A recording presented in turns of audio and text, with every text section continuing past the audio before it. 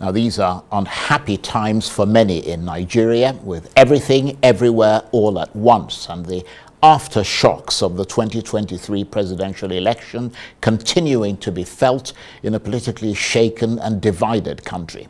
And there was, of course, the disappointing off-season election at the weekend, which, according to many observers, went awry. For the opposition, democracy is on a downward slope. The economy is on life support. The peddlers of violence and insecurity are swarming like flies. The coffers of the country are empty. The overstretched government is running out of bandwidth, and the people are running out of the capacity to withstand the tremors, with the magma of their discontent getting hotter by the day, moving closer to the surface as the crises pile up. For how long will their resilience last, they ask?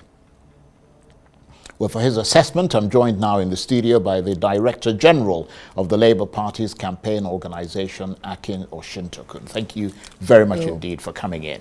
Thank you. Let's start with the strike. You heard the two gentlemen, one for, one against, from the government and from the unions talking about it. Where do you stand? Well, you know, it's a tricky one, but the Labour president, the man who was assaulted, if he was on official duty, if he was went to an occasion on behalf of the Nigeria Labour Congress, they seem to have a point that, okay, he was not going in, he didn't go there in his personal capacity. He went there to, you know, on behalf of doing the job of NLC, and in that cause was assaulted. That's a good case but it's a new one. The danger is that at the same time it looks like cheapening the very idea of a national strike itself. Right? We have not seen, there's no precedent for, but it looks as if, you know, it cheapens it, you know. So it's a tricky one there. But really, but there's something that they call citizens. When you say cheapens it, you mean that there needs to be something much more significant. Yeah, much more sort of representative. Exactly.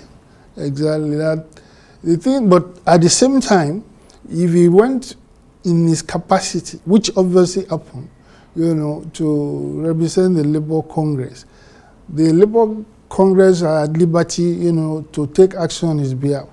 Whether that should be a national strike, I think that is disproportionate. I will have gone for Imo State, you know, strike in Imo State for as long as that takes, but not the national. Not at the national That's level. an interesting observation, because it's been suggested by some supporters of government that the Labour Party is in collusion with the labour unions over the strike, and that it is your way of trying to cause civil disobedience in the country as part of your still simmering anger over the loss of the presidential election, but that you're trying to do it under a different cover. I wonder what your response might be to that. Well, you know, I wanted to say I don't want to dignify that with a response. You see, that is also cheapening the country, if that is their own understanding of. Well, first and foremost, there is no need for Labour Party to go into collusion with Nigeria Labour Congress. No. In any case, look, something going wrong with the country is not just a matter for Labour Party alone. It's for the entire country. Right? The election, the shambles, all these things that have happened. We are confronted. We have this vicious cycle of, you know, poverty or whatever you want to call it, failure. How are you going to breach? Nigeria is now confronted, you know, at the macro level of finding a way to breach what is taking on the momentum of a vicious cycle. You do this, it leads to this leads to that, it leads to this, and all of them negative. So this is a problem that, this is the way a serious, you know, government official or articulating a philosophy of government should have seen this. Right. Nigeria, of course, you know, it needs what you can call a shock therapy, right? Positive one. Right? All what is going on in the country today, it's a failure of an understanding of what it takes to move a society forward. all societies and countries in the world do face challenges, right? It is the way you respond to it that matters, right? And the best way, the most effective way, in fact the only way, right, is to get your citizens behind you, right? To mobilize them behind you to face this crisis. On the contrary, what we have in Nigeria is something like demobilization. You are alienating the citizens, from government, and you do it in ways that are so conspicuous and pernicious. Look at the kind of luxury things that is being put in the budget, in a country where people cannot eat, right? You see, I've not gotten over it personally, that a group of Nigerians can decide today in Nigeria to buy a car worth 160 million naira per person for 400 people. I've been trying to, I'm unable to, to get over it. I mean, it's something that I cannot, that I don't want to, what I should say about those who reason like that is not something I want to say publicly, right? Because you see, it's the way, I don't know. I mean, it's so concerning, it's so confusing, and I think you made a very, very important point there when you said that it is important for a government to rally its people around it rather than rally them against you, because it does help the process of government, but it takes everybody on board. And with certain types of actions, all you do is alienate the people. But let's move to the off-season election that took place at the weekend. What is your reaction to that from the Labour Party perspective? Because, I mean, it sounds like it was not a good election for you. It's not a good election for the country, not for the Labour Party, right? If the election that took place was a real election with something, that is authentic, you can say that whoever loses in that election is a loss. But not in an election in which, everything that is wrong, that can be wrong with an election is paddled into it. I mean, look, just take a random example. There was a local government in Kogi State in which 93% of registered voters turn out to vote. That is fiction, right? There's no precedence for that. And look, the problem, as I said, look, you need to peel so many things, layers off, right? Why do I say that it is fiction, right?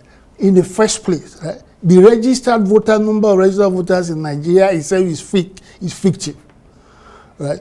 It is what is responsible when people come out to vote, right? That is the real, those are the real voters, as different from the registered voters. Right? So it looks as if there is apathy. There is mostly, in most cases, no apathy. Now, look at all the elections that have been conducted in Nigeria. You will see that none, right, comes to 30% and so of the number of voters. That is true. That is a reflection, first and foremost, that the registered voters are cooked, right? I mean, the thing. And the way you will notice is that you have this parity across the country. In other words, a 20% variation in the number of registered voters. This is the way they do it. They will do it maybe in another year now. They will increase the number of registered voters across the base of the country by 10%. Now, that is impossible. That is statistically impossible. For the same exact number of ratio across the, so it is a fraudulent. We have a problem with census, with all the, and this is because with the numbers you get things. This is how a lot of advantages, discriminations come into play. Right? So the census, anything that has to do with census in Nigeria, because it has implications for the advantages that you get, people inflate it. It is even seen as a duty by community leaders to contribute money to try and bribe. Right. To basically escalate your numbers. Yeah. So what is it that defines the Labour Party now? I mean, to be clear, for whatever reason, as we said, you have not been winning elections, whether it is because of, fraud or whether it is because of manipulation, for whatever reason. I'm trying to, what is it that defines the Labour Party now? Because so far, we haven't seen you yet metamorphose into a strong opposition in the National Assembly, for instance. Yeah, the thing is, first, people seem to forget that the Labour Party of today, that is the one that is more or less personified by the obedience, is less than, it's about a year old. It's a new, there has a short period of history, relative to the other parties like PDP and APC, So people get that, don't get that, people don't seem to realize that this is a new, it's a very relatively young party, right? So that alone, it would need a lot of to keep on. Yeah, but if you had won the election, yes, the presidential election, yes, Nigeria would have left its fate in your hands. No. If we had won the presidential election, people will have fallen in line, right? There will have been no legal disbarment, right? From Nigerians rallying behind it. Right. So, but you said if we had won the presidential, well, according to INEC, we did not win the election. Well, if you were announced as the winner of the election, course, if we had, yes, of course, people, the enthusiasm will be there. Much more people will. The Labour Party represents, the kind of thing I was saying, right? An opportunity to breach the vicious cycle of misgovernance, everything in Nigeria. If that elects, and in reality it did, breach that vicious cycle, all other good things will follow. I mentioned to you shock therapy. It was a good shock therapy for Nigerians. But of course, we have something near criminal state capture now in Nigeria. And they went all out to, you see, the thing in Nigeria is that we are so entrenched and so, in everything bad, right? That to have a chance, it has to be a sneak victory. As a matter of fact, Labour Party was able to do the much that he did because these stethoscope people did not expect it. If they had expected that they would have, gone all the way to, to muzzle them out, and that was it. That was how they were thrown into confusion. Right? When they discovered that, look, this is a new force in town, this is a genuine thing, and of course, thereafter, the Asian regime, has been reasserting itself in the judiciary, in INEC, in Parliament. Well, you really must come back and talk to us again. I have to apologize, but we've literally run out of time. But please come back, and because these are very important points you're making. Akin Osuntokun is the Director General of the Labour Party's campaign organization. Thank you very much indeed. You're welcome, Charles.